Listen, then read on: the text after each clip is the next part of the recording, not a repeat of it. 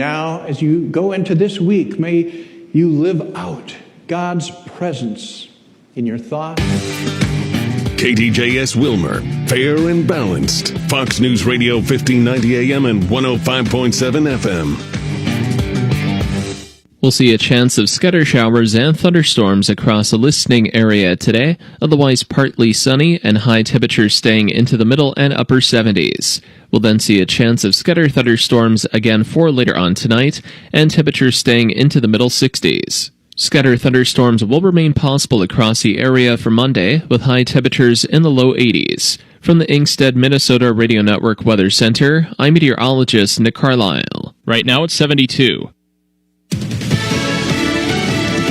Fox News, I'm Karen McHugh. A shooting outside a bar in Youngstown, Ohio, has left 3 people dead and 3 others wounded. The senior advisor to Israeli Prime Minister Benjamin Netanyahu is feeling confident that Hamas has been humbled following the recent fighting. Ultimately, in the operation, we gave Hamas a heavy blow. We dismantled a large part of their terrorist military machine. We took out part of their leadership. We hit their command and control.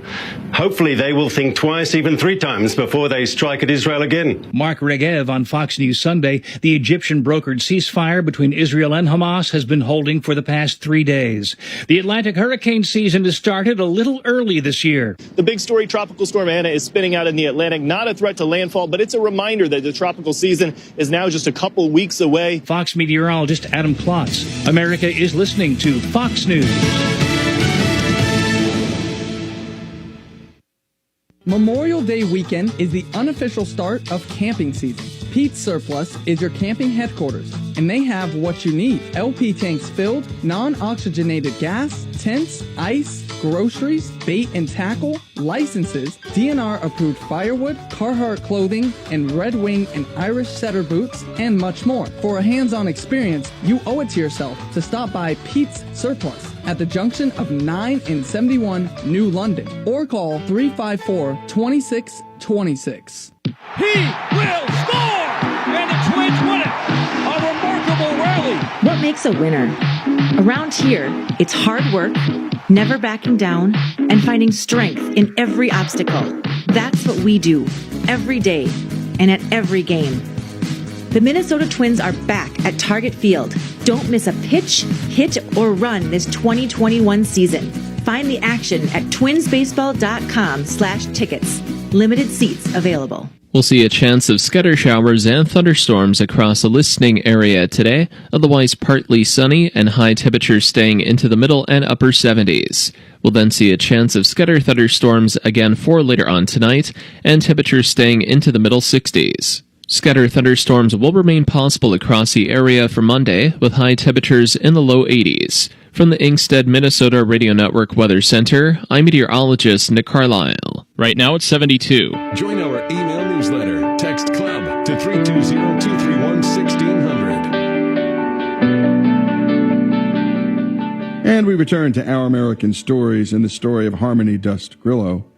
And here again is Madison to continue with this remarkable story.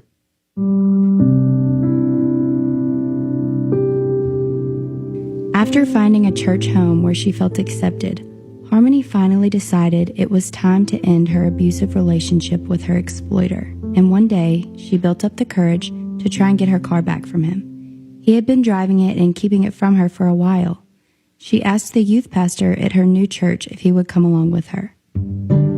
The youth pastor had no idea what he was getting into. I just said, hey, can you come help me get my car back from my boyfriend? And he was like, oh, sure. And we pull up and, it's not a good neighborhood. And the youth pastor's kind of looking around like, what is going on? And my ex-boyfriend is like, what are you doing here? I said, I'm here to get my car back. And he grabbed me and he said, no, you're not. And he threw me against the car. And then he said, I'm going to go upstairs and I'm going to get my gat and I'm going to kill you. Gat meaning his gun, and he's going to kill me. And to me, this whole interaction was very normal. The youth pastor was freaking out. So I'm standing there like, I need to get my car back. And the youth pastor is like, we need to go. And so finally convinced me to get in the car and leave. And he called the police. And I'll never forget, there was a female officer and she said, here, I want you to take this. And she was handing me a domestic violence brochure. And I said, I don't need that. And she was like, I want you to take this. And I said, I don't need that. And she set it down on my coffee table. And I remember when she left, I picked that brochure up, and I had been in a 7-year-long abusive relationship, but it wasn't until that moment that I really realized that it was an abusive relationship, because I was in such a deep level of denial. You know, you see the billboards of domestic violence victims and they all have black eyes. And I'm like, he never hits me in the face and I've never had a black eye. And therefore, this is not domestic violence. But it wasn't until that moment that I really realized. And I just lived in denial all of those years about it. I didn't see him as my exploiter. I didn't see him as a pimp. I saw him as the love of my life, crazy enough. Basically, all of that left me with this very strong desire to feel a sense of safety that I never had. And so my life did change, and it was from that place of just revelation. And so I remember for weeks on end, I'm hearing the pastor talk that I was created with a purpose. And I remember being in the strip club one night and looking around and realizing, if I was truly created with a purpose, this cannot be it. So it was from that kind of place that I was able to walk away from the industry and walk away from the boyfriend and just really began on this healing journey. Part of that journey was facing her past. Harmony encountered many troubled people while working at the strip club, but along the way, she happened to meet one man who was different, a man in his 80s who seemed to be just as lonely as she was. He was super sweet, very respectful and gentlemanly man. In fact, you know, he would pay for table dances and that sort of thing. But honestly, that's not why he was there. He was there really mostly for conversation. In fact, sometimes when I would dance, I watched him avert his eyes, and he just was more interested in resuming whatever conversation we had. And he was a widow. His wife died, and they had been married almost 50 years, and he missed her terribly. And he would come into the club. It started out 1 night a week, 2 nights a week. By the end, it was like 3 or 4 nights a week. And, you know, spend a few $100s each time just for my company. And I remember thinking, if I had met him under different circumstances, he was such a sweet and kind man that what would it look like if he and my grandmother could offer each other companionship?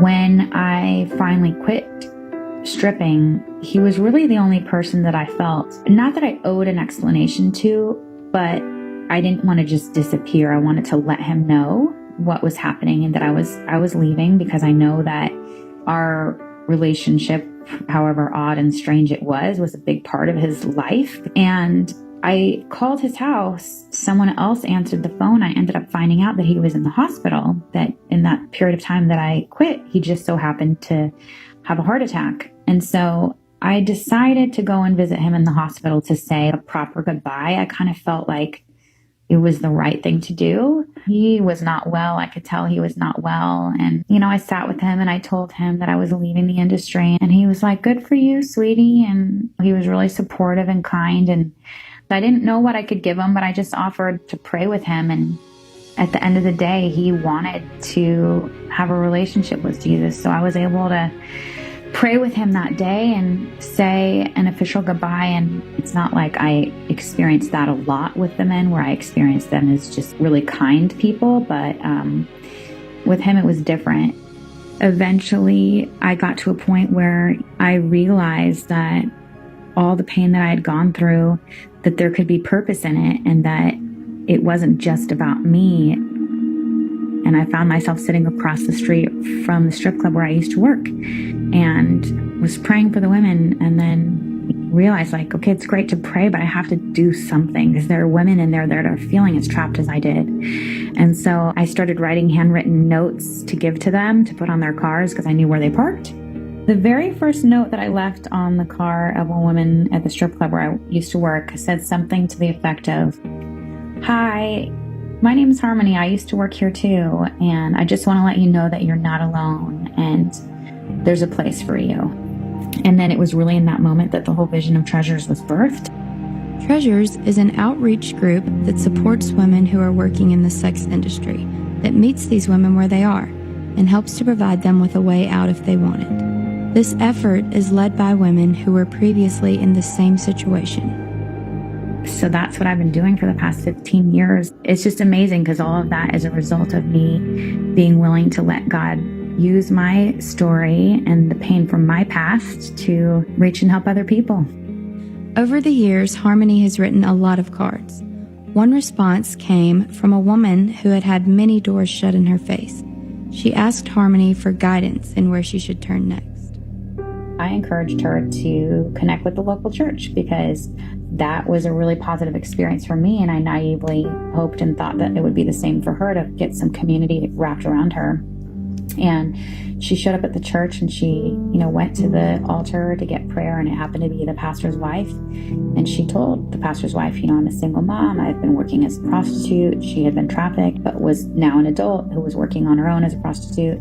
And the pastor's wife said, I really wish you weren't telling me this. This is making me very uncomfortable.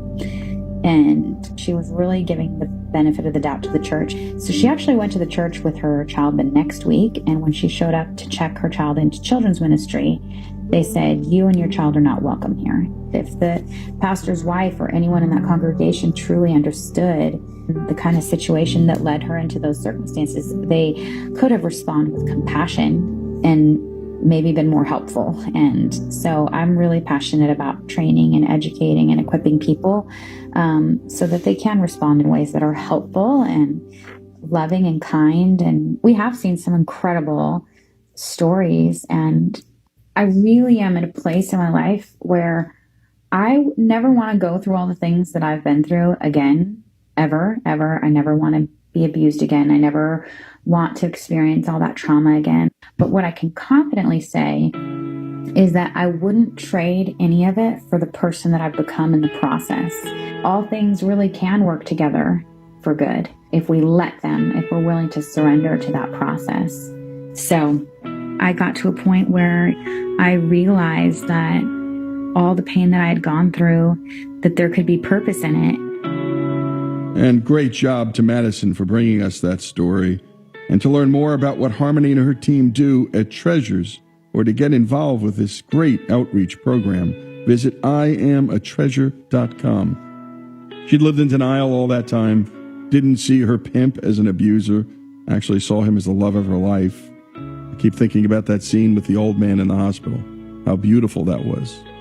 All the pain I'd gone through, there was a purpose in it, she said. It isn't all about me. Soon she was leaving notes on cars around the very strip joint she worked at. A beautiful story about love, redemption, about God and faith. Harmony Dust-Grillo's story here on Our American Stories.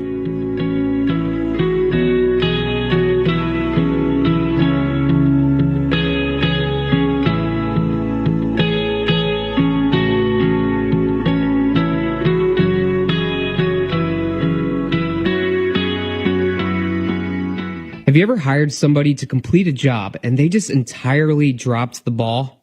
Well, you don't need to worry about that with Gary Rabine.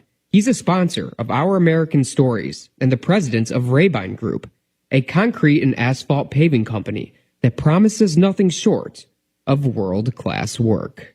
We have to strive for world class. A friend of mine saw that we were paving a job, and he pulled in and he saw our team members. And one guy said, hey man, you got some asphalt on the curb over there. You got to sweep that up. And the guy said, it's just a few pebbles. Come on. And I goes, look at that. Is that world class? If we think we're okay with that, we're not world class. So again, my buddy, he said, Gary, I can't believe I heard this. I can't believe I happen to go out and pull in your job and I hear a guy saying this, right? So we have a lot of fun building a great culture of people that care, people that are accountable, passionate, that are continually trying to improve. Have you ever heard of a paving company like that? To learn more, go to rabine.com. That's RABINE.com.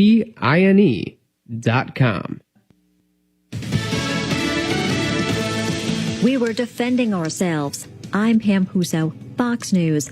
That from Mark Regev, senior advisor to Israeli Prime Minister Benjamin Netanyahu. He tells Fox News Sunday that Israel's operation against Hamas was fundamentally designed to protect the country's civilian population. Now, in the process of fighting back, we were trying to be as surgical as is humanly possible in a very complex combat situation. They were firing out of schools, they were firing out of built-up areas, they were firing out of homes, out of mosques, even out of playgrounds. A ceasefire is in its third day. On Wednesday, Secretary of State Antony Blinken heads to the region for meetings with both sides. President Biden says the U.S. remains firm in its support for Israel, but there have been increasing calls by some progressives for the country to rethink its support both militarily and financially for the Jewish state. On Friday, he faced a lot of questions about his own views on the Middle East after a small number of lawmakers urged Congress to block a massive weapons sale to Israel. Fox's Mark Meredith. Across the country, assaults on Jewish Americans are rising. In California, one arrest has been made after 2 Jewish men were beaten while eating outdoors at a restaurant. Police say the suspect was part of a pro-Palestinian caravan. Investigators believe the suspects in this case are connected to the attack of an Orthodox Jewish man Monday night near West Hollywood. That man says he thought he was going to be killed. Fox's Christina Coleman. An overnight shooting outside a bar in Youngstown, Ohio has left 3 people dead and at least 3 others wounded. Police say dozens of shell casings were found. No word on suspects. A mass shooting in southern New Jersey also under investigation. State police say 14 people were shot, 2 of them fatally, during a house party in Bridgeton. America's listening to Fox News.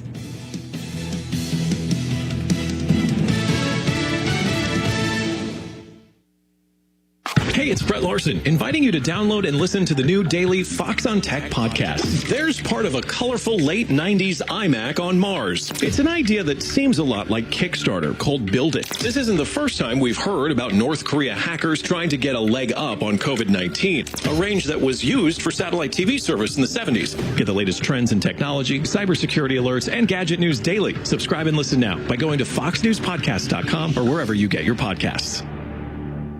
Connect to Fox News Audio on the Fox News app. Listen to hear your favorite hosts like Brian Kilmeade, Jimmy Fallon, and Guy Benson standing up for what's right, live and via podcast. Just click listen, then swipe right and hear the latest news updates on your time. And scroll down to hear the latest podcasts from Fox News. And it's even easier to listen in the car with Apple CarPlay and Android Auto. Get programming alerts and notifications. Fox News Audio is on the Fox News app. The voices America trusts. Download it now. Fair and balanced. This is Fox News Radio 1590 AM and 105.7 FM. And we continue with our American stories, and we love telling stories about history. And all of our history segments are brought to us by the great folks at Hillsdale College, a place where you can go to learn all the things that are good in life and beautiful in life. And if you can't get to Hillsdale, Hillsdale will come to you with their free and terrific online courses. Go to hillsdale.edu. Our next story comes to us from a man who's simply known as the History Guy. His videos are watched by hundreds of thousands of people of all ages over on YouTube. The History Guy is also heard here at Our American Stories. Here's the History Guy with a real beauty, the story of Stalin's daughter. On November 22nd, 2011, an 85-year-old woman named Lana Peters passed away in Wisconsin from complications due to colon cancer. Eventually, her death made it into some newspapers, but it seemed to go largely unnoticed by an American public that seemed to have largely forgotten who she was and all the attention that she had gained during one of the seminal events of the Cold War that happened on March 9th, 1967. Lana Peters, otherwise known as Svetlana Alyeva, represented the contradictions of the era of the Cold War and was witness to some of the greatest crimes of that era. She's most known because of her famous father, but is perhaps most notable because of how very different she was from him. The defection of the woman whose birth name was Svetlana Stalina, the youngest child and only daughter of Soviet dictator Joseph Stalin, deserves to be remembered. Born Yosef Yukashvili in the imperial state of Georgia, then part of the Russian Empire, in 1878, Joseph Stalin already had a reputation for brutality when he was arrested and exiled by the Tsarist government in 1908. He had purportedly been responsible for a bank robbery in 1907 that had killed some 40 people, and had, as one historian put it, established himself as Georgia's leading Bolshevik. It was sometime during this period that he started using the name Stalin, meaning roughly man of steel. After the October Revolution, Stalin became a trusted supporter of Vladimir Lenin and a vocal supporter of the brutal period of political repression and mass execution called the Red Terror. Appointed People's Commissar for Nationalities in 1919, he took Sergei and Olga's daughter, Nadezhda, who had worked as a clerk in Lenin's office, as his secretary. The two married later the same year. At the time, Nadezhda was 18 and Stalin was a 40-year-old widower, his first wife having died of typhus in 1907. Stalin and Alyueva had two children, Vasily, born in 1921, and Svetlana, born in 1926. At the time of her birth, Stalin was General Secretary of the Soviet Union and had largely gained the upper hand in the struggle to replace Lenin following his death in 1924. As intrigues continued in the Soviet Union, Stalin's daughter was feted by both the Soviet people and her father, who showered her with gifts and called her Little Sparrow. She became a celebrity in her country, compared to Shirley Temple in the United States. Thousands of babies were named Svetlana. So was a perfume. But being the daughter of the Man of Steel did not lead to an easy destiny. While she was being treated like Shirley Temple, Soviet collectivization of the agricultural sector, essentially forcing peasants onto collective farms, was resulting in various periods of famine. Over the period of collectivization, an estimated 14 million people died due to starvation. On November 9, 1932, Yosef and Nadezhda had a public argument about collectivization policy at a dinner party. When they got home that evening, she went into a separate room and shot herself. To prevent scandal, her death was reported as because of an appendicitis. Her children, Vasily was 11 and Svetlana just 6, were told the same lie for fear if they knew the truth that they might accidentally reveal it. Svetlana did not know the truth of how her mother died until she read it in an American newspaper in 1942. Nearly 6 decades later, she was quoted saying, "I do regret that my mother didn't marry a carpenter." While she still enjoyed her father's favor, with the notoriously unsentimental Stalin even playing little games with her, she and her siblings were also under great pressure to be examples to the Soviet people. And even Svetlana was not free from the brutality of her father's regime. In December 1934, when Sergei Kirov, a fellow revolutionary and close friend of Stalin's, was assassinated, Stalin used the event as a provocation for the Great Purge. In fact, some historians argue that it was Stalin who was behind Kirov's murder as a pretext for the repressive effort to purge what Stalin called enemies of the people, including counter-revolutionaries and, essentially, anyone who was a threat to Stalin's power. Among the as many as 1.25 million victims of the purge was Alexander Zvanich, the brother of Stalin's first wife, whom Svetlana knew as a favorite uncle. More relatives were removed, as well as some of Svetlana's school friends, whose once privileged lives were shattered when their parents were deemed untrustworthy. When she protested to her father on behalf of one of her friends, her father replied to his 14-year-old daughter, "Sometimes you are forced to go against even those you love." She later said that it took her years to grasp the extent of her father's crimes. In 1943, Svetlana met and fell in love with filmmaker Alexei Kapler, who was married and 23 years her senior. Kapler later said that he was drawn to Svetlana by the freedom within her. Stalin disapproved for numerous reasons, but Svetlana suspected he was most insulted by the fact that Kapler was Jewish. Kapler was arrested and charged with being a British spy, although it was assumed the actual crime was the indiscreet affair with Stalin's daughter. Stalin destroyed the letters the two had written each other. He banished Svetlana from his house because of moral depravity, and even punished her brother, at whose home she had met Kapler, and her grandparents for failing to intervene. Kapler was eventually imprisoned for 10 years. When Stalin's purges continued after the war, they ensnared more of Svetlana's family, including her mother's sister. When she tried to intervene with her father on her aunt's behalf, Stalin made it clear to her that she also could be accused. On March 2, 1953, she was called from class. Her father had suffered a cerebral hemorrhage and was dying. Stalin lingered for 4 days, as she believed God grants an easy death only to the just. The family had difficulty blaming the man who had been both patriarch and villain. Even as family members returned from the Gulag, they became convinced that it wasn't Stalin's fault, that someone else was responsible for making them a political target, that Stalin had been poisoned against them. But the prisoners returning from the gulags were compelling evidence of the crimes of Stalin. The new leader who was consolidating power, Nikita Khrushchev, saw bringing down the cult of Stalin as critical to retaining the support of the people. By then, Svetlana had had 2 failed marriages and had 2 children. In 1957, to escape the stigma of her father's name, she went to her mother's maiden name and became Svetlana Alyueva. She wandered through love affairs, flirted with different religions, spent another year on another failed marriage. A friend later said of her she was a very kind and warm-hearted person, but it was impossible to escape her terrible heritage. She couldn't trust anyone. How could you, if you were Stalin's daughter? She alternatively had to deal with people who sought to associate with her in hope of getting some favor, and others who loathed her for her father's crimes. In 1963, while in the hospital for a tonsillectomy, Svetlana met an Indian national named Brajesh Singh. She sought to marry him, but that required state permission. And once again, she suffered from the curse of being Stalin's daughter. Singh died from emphysema in October 1966. Svetlana was allowed to travel to give Singh his traditional funeral, as long as she did not talk to any foreign reporters.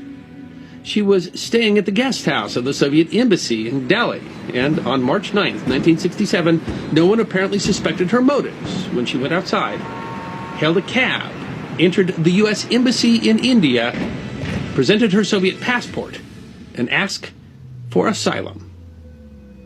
The request took the Americans completely off guard. Chester Bowles, the U.S. ambassador to India, didn't even know Stalin had a daughter, more or less that she was visiting India.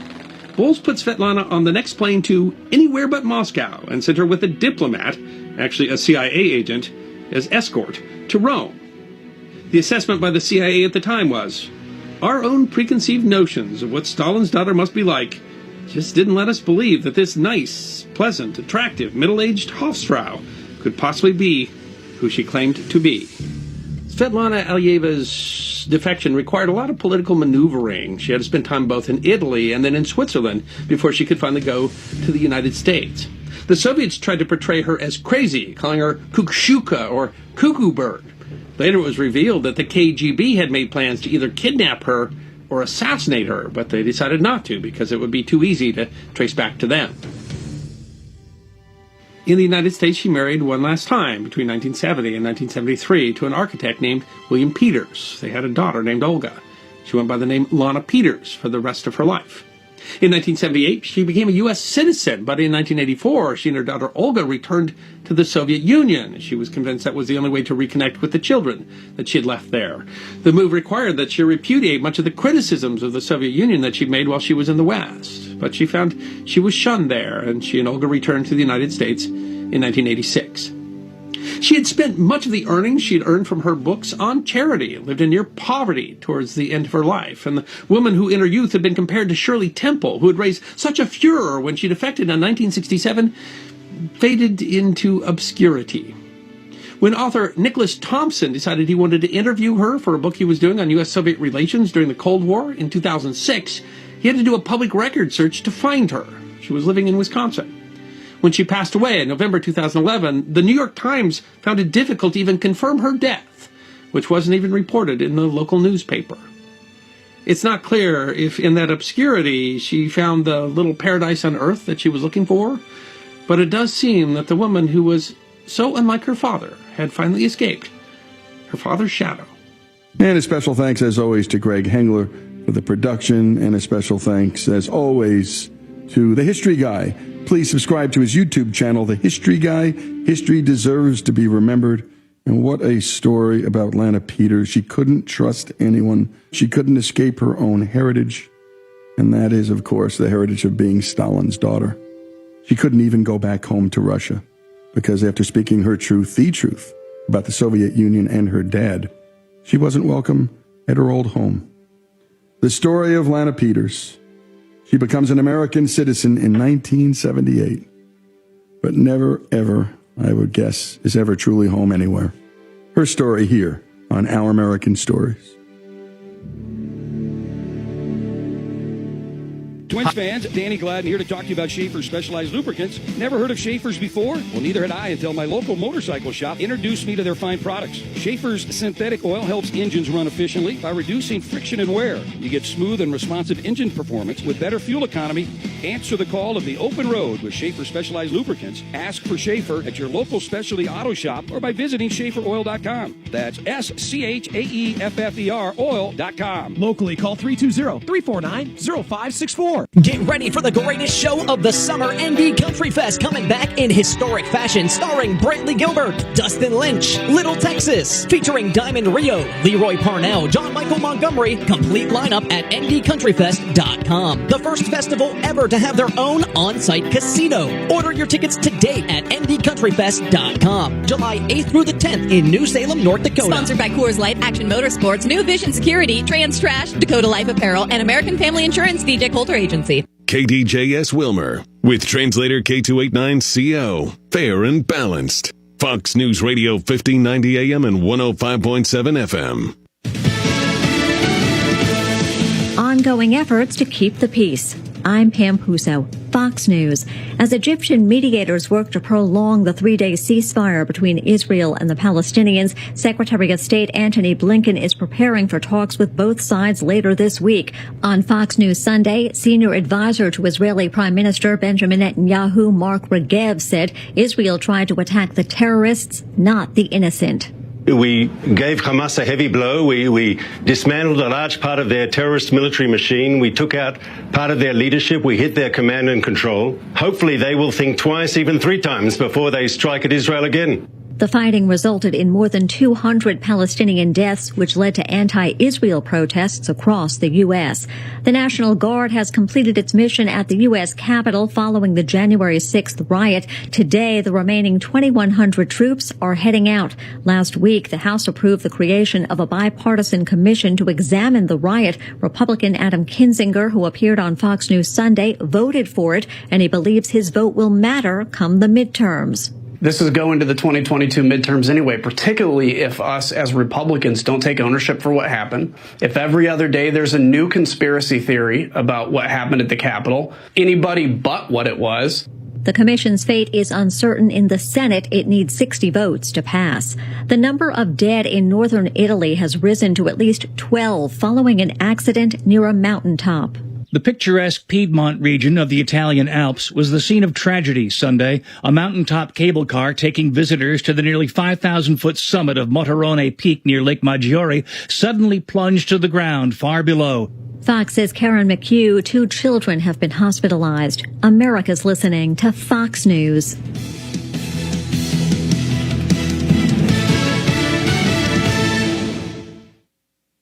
From the Fox News Podcasts Network. Stay on top of the latest news and information from Fox News. Listen and download the Fox News Hourly Update on your time. The trending stories you need anytime you want it. Listen and download now by going to foxnewspodcasts.com. From the Fox News Podcasts Network. What are the most important issues facing Americans today? Every Monday, join me, Brett Baer, Chief Political Anchor and Executive Editor of Special Report, and my rotating all-star panel of experts as we discuss the policies, practices, and solutions to the biggest and most important issues of the day. You can hear new episodes every Monday. Subscribe now at foxnewspodcast.com or wherever you download podcasts. The Fox News Rundown is a weekday morning podcast that dives deep into the major and controversial stories of the day. Hosted by the anchors of Fox News Radio. Subscribe now to hear a perspective of news you won't find anywhere else. Listen now by going to foxnewspodcasts.com. 2 deadly mass shootings are under investigation. First, to Bridgeton, New Jersey, where state police say 14 people were shot at a house party early this morning. 2 of them died. Local media says the party attracted hundreds of people. In Youngstown, Ohio, a shooting outside a bar left 3 people dead, 3 others hurt. Police have no suspects, but several people are being questioned.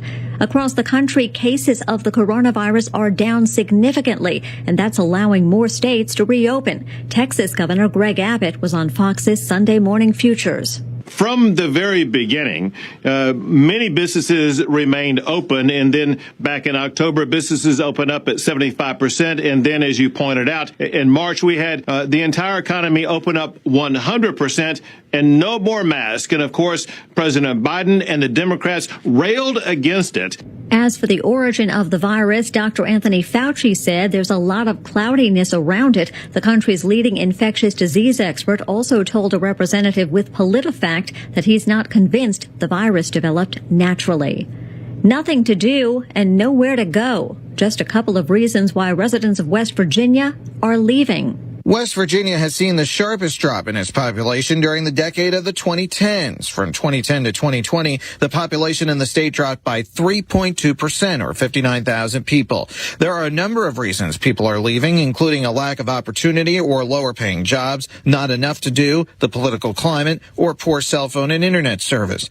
The state is trying to buck the trend with major incentives for the people moving in. Remote workers who decide to move to West Virginia could get $12,000 in cash and a year's worth of free passes for golf, rock climbing, and other outdoor activities. Fox's Rob Dawson. I'm Pam Huso, and this is Fox News. The bidding is now open. WheelerDealerMN.com. Jump into summer with all kinds of money-saving deals. Don't have time to watch the items you want to bid on? Take advantage of our proxy bid. You set the top bid you're willing to go on any item, and we'll increase your bid with a minimum amount if somebody outbids you. If we reach your limit, we'll notify you. Shop local and save money while purchasing all of the great items you want. WheelerDealerMN.com. Blood clots can happen to anyone. Up to 900,000 people in the United States are affected by blood clots each year, and 100,000 die from them. Blood clots don't discriminate. You or a loved one could be at risk right now.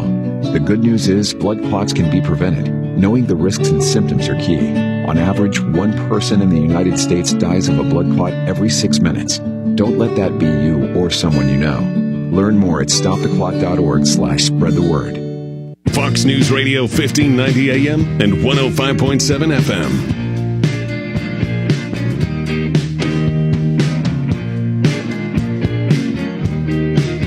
This is Lee Habib, and this is Our American Stories, and we tell stories about everything here on this show, including your stories. Send them to ouramericanstories.com. They're some of our favorites. And now we get the special treat of hearing from one of the top car collectors in the world. Miles Collier is the founder of the Revs Institute in Naples, Florida, which has been named America's best car museum by, of all people, Road and Track magazine. The Revs Institute is home to over 100 significant automobiles, 500,000 automotive photographs, and has the mission to deepen understanding and appreciation of automotive history. And today, Miles brings us the story of human mobility. Here's Miles.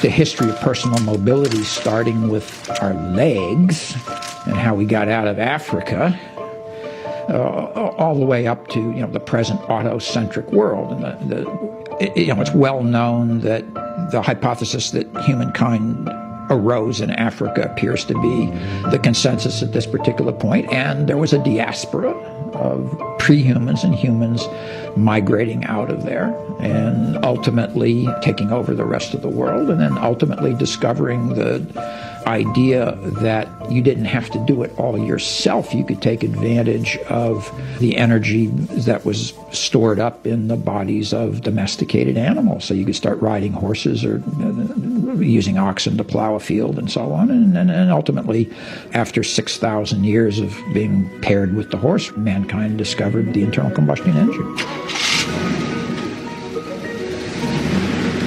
The most surprising thing I discovered in my research was really the role of the horse in the late 19th, early 20th century.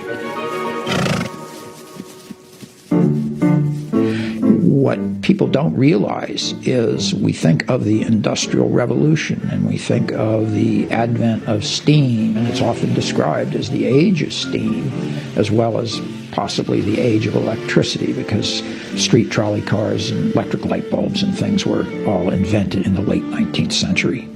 But in fact, if you look at the data, that period was really the age of the horse. The horse was omnipresent. The horse was critical for the working out of modern industrialized society. Now, why is that? Because if we want to think about steam and electricity as being wholesale forms of energy, there were no retail sources other than the horse. So a trainload of goods could arrive at the station of a city, and it came over hundreds of miles, and it was hundreds of tons of stuff. But then you had the problem of getting it from the depot to the doorstep. And that required individualized or retail transportation to do it. And there was no other retail transportation other than the horse. So it's counterintuitive, but as steam and electricity became more and more prevalent in the 1880s and 90s and 1900s and 1910s, the population of horses living in the urban fabric increased concomitantly. It's totally counterintuitive. The highest population of working horses in the United States was in 1910. There were 26 million working horses. And I'm not talking about my friend Flicka sticking his head over the fence that you give 2 cubes of sugar to. I'm talking about horses that lived in high-rise stables in the middle of the urban fabric and that were required to keep society going. And the impact that horses had on society was overwhelming, and because of their presence, viewed in general by society as incredibly damaging, destructive, environmentally destructive, dangerous to life and limb, bad for human morality, and so on and so on. And in other words, the horse was as vilified in 1910 as the automobile is today. That I found absolutely fascinating. Now let's consider one of the most impactful aspects of the horse economy, and that was if you have 26 million working horses, and boy did they work. They were viewed by the public in those days as biological machines, okay, which is just, we shudder to think of that. But they were not viewed as being sentient. They were not viewed as having feelings. They were literally biological machines. And each and every individual biological machine required 5 acres of fodder-producing agricultural land in order to be sustained for 1 year. Let's do the math. 26 million times 5 is 130 million acres under cultivation to just support the biological machine, the horse, working in cities. What was the manifestation of that? Look at photographs of New England in the 1890s and 1900s, and you will see that the green hills of Vermont or the white hills of New Hampshire haven't got a tree on them anywhere. And if you go there today, you walk in the woods, and you can go way deep in the woods, and all of a sudden you'll come across a stone wall. Well, those are the stone walls that bounded the fields that were necessary to support the horse. So, one of the major impacts of the horse in the late 19th century was the denudation of forests throughout the world, or at least around the developed world. And with all of the, the negative impacts that has. Horses obviously defecated and urinated all over the streets. And indeed, they also had the bad taste to die when they were improperly treated or came to the end of their, just totally exhausted.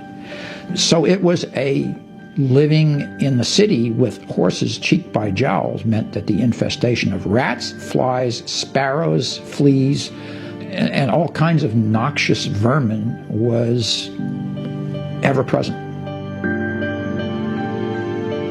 And you're listening to Miles Collier with his fascinating explanation of life before the automobile and this idea that horses were machines. They were animals, but they were machines and viewed that way. 26 million working horses. Again, not those horses in the barn, those pretty horses in the barn. Working horses. When we come back, more of this remarkable storytelling and automotive history. And, well, life before the automobile. Miles Collier and his storytelling continues here on Our American Stories.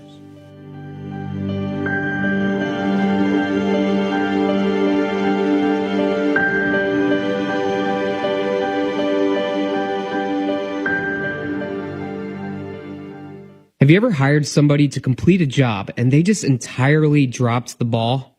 Well, you don't need to worry about that with Gary Rabine.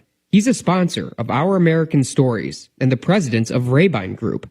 a concrete and asphalt paving company that promises nothing short of world-class work. We have to strive for world class. A friend of mine saw that we were paving a job, and he pulled in and he saw our team members. And one guy said, "Hey man, you got some asphalt on the curb over there. You got to sweep that up." And the guy said, "It's just a few pebbles. Come on." And I goes, "Look at that. Is that world class? If we think we're okay with that, we're not world class." So again, my buddy, he said, "Gary, I can't believe I heard this. I can't believe I happen to go out and pull on your job and I hear a guy saying this," right? So we have a lot of fun building a great culture of people that care, people that are accountable, passionate, that are continually trying to improve. Have you ever heard of a paving company like that? To learn more, go to rabine.com. That's RABINE.com. Ongoing efforts to keep the peace. I'm Pam Huso, Fox News. As Egyptian mediators work to prolong the three-day ceasefire between Israel and the Palestinians, Secretary of State Antony Blinken is preparing for talks with both sides later this week. On Fox News Sunday, senior advisor to Israeli Prime Minister Benjamin Netanyahu, Mark Regev, said Israel tried to attack the terrorists, not the innocent. We gave Hamas a heavy blow. We dismantled a large part of their terrorist military machine. We took out part of their leadership. We hit their command and control. Hopefully they will think twice, even three times, before they strike at Israel again. The fighting resulted in more than 200 Palestinian deaths, which led to anti-Israel protests across the U.S. The National Guard has completed its mission at the U.S. Capitol following the January 6th riot. Today, the remaining 2,100 troops are heading out. Last week, the House approved the creation of a bipartisan commission to examine the riot. Republican Adam Kinzinger, who appeared on Fox News Sunday, voted for it, and he believes his vote will matter come the midterms. This is going to the 2022 midterms anyway, particularly if us as Republicans don't take ownership for what happened. If every other day there's a new conspiracy theory about what happened at the Capitol, anybody but what it was. The commission's fate is uncertain. In the Senate, it needs 60 votes to pass. The number of dead in northern Italy has risen to at least 12 following an accident near a mountaintop. The picturesque Piedmont region of the Italian Alps was the scene of tragedy Sunday. A mountaintop cable car taking visitors to the nearly 5,000-foot summit of Motorone Peak near Lake Maggiore suddenly plunged to the ground far below. Fox says Karen McHugh, 2 children have been hospitalized. America's listening to Fox News.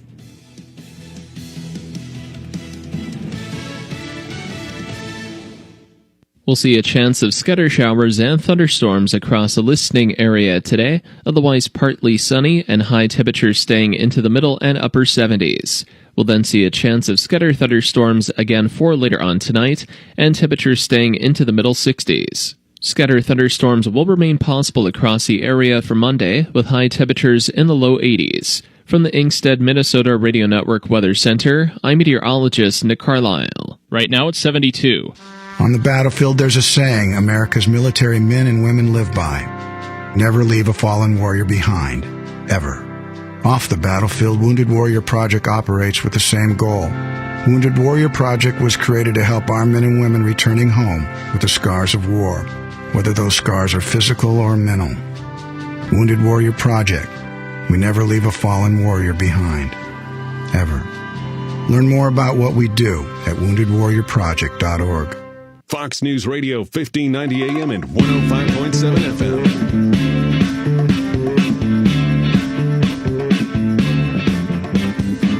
And we continue with Our American Stories and with Revs Institute founder Miles Collier on the story of human mobility.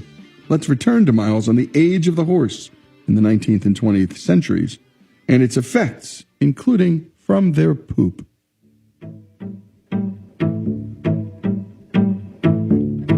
You know, one of the problems back in the day was tetanus, okay, which comes from bacteria that would inhabit the gut of horses, and then there would be horseshoe nails that would come out, and people would get scratched or cut by something that was contaminated with tetanus bacteria, and the next thing you know, lockjaw, as it was called in the day, was a real problem. But it was just an urban sanitation problem, and the only thing that they had to clean up all those waste products was more horses pulling more wagons. Now, of course, you hang bags behind the horse and all that kind of stuff, and it all helps a little bit. But if we think of it as the 19th and early 20th centuries equivalent to carbon monoxide and oxides of nitrogen. There's nothing you can do about it.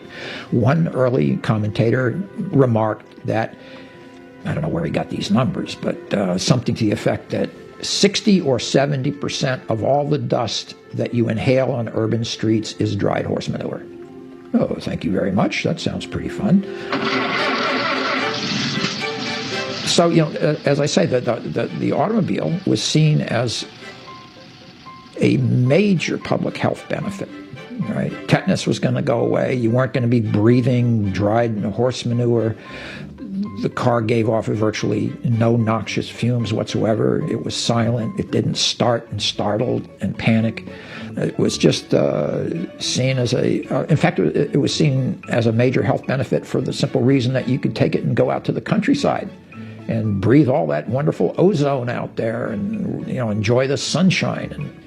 And so it makes sense that the horse was not looked at as a great thing.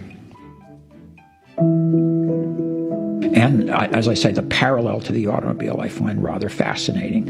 And what we take from that is if we are sufficiently dependent on a technology that it becomes overwhelming, and there are 1.4 billion automobiles operating in the world today, when that technology becomes overwhelming, of course it has negative influences. What the heck did you think was going to happen? So yes, the automobile has all kinds of negatives.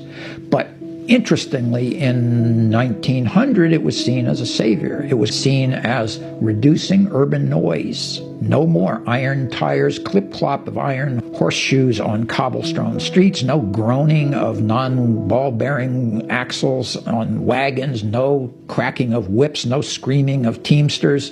All was going to be silent with this new biddable servant that never started at an umbrella or at a blowing sheet of newspaper.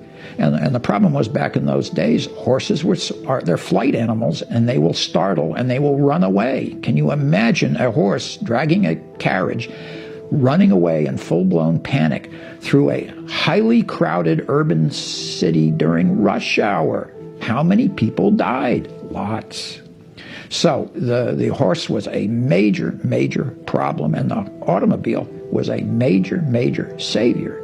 And it's ironic that, roughly 100 years later, we now see the car as a major, major problem, and we're anticipating something is going to come along and save us, like autonomous vehicles, at which point one can only laugh merrily and say, really? So are we going to see autonomous vehicles? Yeah, probably. And the reason I say probably is that they have a whole number of intransigent problems that, even though you solve them 99.3% of the time, that's an insufficiently high level to ensure that they can be safely used by everybody. I mean, you need something like 99 and then about 5 decimal places of nines to the right-hand side before people are going to be comfortable with the accident rate of autonomous vehicles. And I'm not sure that the industry is going to get there anytime soon. We have been listening now for, I would say, 4 or 5 years, 6 years, about how autonomous cars are just around the corner and how they're all working really great. The reality is that those strange sort of corner case issues where you have an event crescendo of impossibly rare chained events, that autonomy still can't deal with it. The amount of processing you need to just deal with a car traveling on an interstate is that's a doable problem. The issue where all of a sudden we're in snow and rain and bad visibility and pedestrians and cars driven by maniacs and all these other kinds of things, and in high-density traffic, it becomes way more complicated. And so it's easier just to finesse that, let the flexibility of the human driver handle it. There's a big difference between how people estimate risk. It's known that humankind are extraordinarily poor at estimating risk.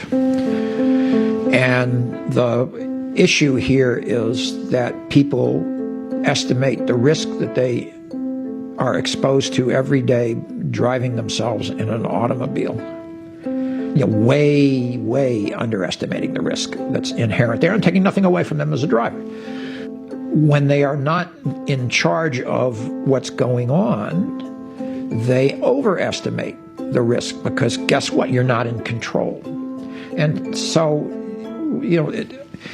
whether it's true or not, you have a higher threshold to get over. And that's why in my earlier comments I said in order for something like autonomous cars to work, it has to be 99.999, lots of digits on the right-hand side so that, in fact, a dangerous accident almost never happens.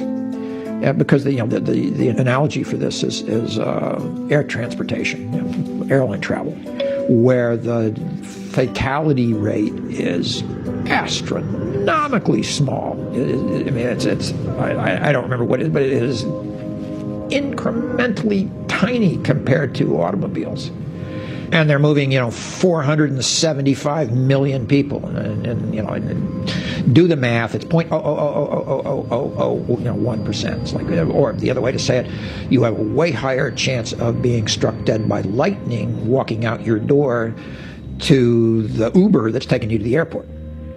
But people, nevertheless, that have a fear of flying. Not too many people are scared to get into their, wallpaper woody town and country and drive down to the mall, right? And so that's just part of the charm of trying to deal with human beings. Now, again, if you put them in certain controlled circumstances, I think they probably work okay. You just don't want to let them free in the wild because just so many complicated things happen. Now, I will immediately be proven wrong when somebody announces an absolutely perfectly working autonomous vehicle in 6 months from now. But I think it's a very difficult problem. Therefore, autonomy may be seen more where it has instantaneous economic benefit in a relatively constrained environment. So one of those places would be long-haul trucking, right? So that you have a conventionally driven truck that goes to the entrance to the interstate in Fresno, California, and it's got a load of strawberries on board. And at that point, the driver gets off and hits the autonomous button, and the autonomous truck then runs from Fresno straight to New York City. And when it gets off the interstate in New Jersey at a big parking lot, another driver jumps in and he drives that thing down and through the city and so on and so on. And then those kinds of things would result in an enormous economic benefit. Teamsters Union won't like it. Look, I'm just blowing smoke here. And we've been listening to Miles Collier telling the story of human mobility, and a little bit of a digression there on something we're all thinking about because we've been hearing about it for a very long time. And that is autonomous vehicles. And that is an ongoing and unfolding story that we're watching and waiting to see what happens. And folks were waiting and watching in 1910 and 20 and 30 as Henry Ford was bringing down the cost of cars and making them ubiquitous. Only very wealthy people had the access or means to have a car. And Ford, well, he transformed the world. Go to Our American Stories and listen to our Henry Ford Hour. Talk about a person who changed the story of human mobility. I don't think there are many people.